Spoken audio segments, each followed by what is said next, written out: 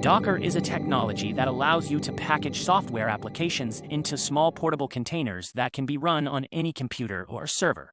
These containers are self-contained, meaning they include everything the application needs to run, including code, dependencies, and settings. Imagine you have a recipe for a cake that you want to share with someone.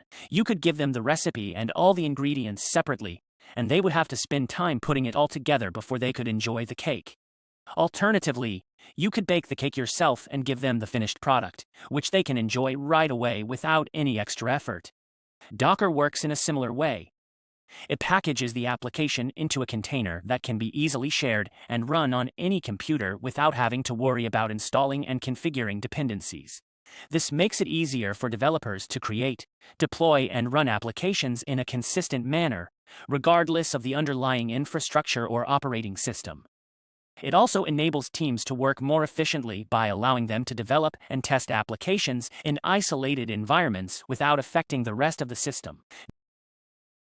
Did you enjoy this quick introduction? Subscribe for more and leave a comment to let us know which video you would like to see next.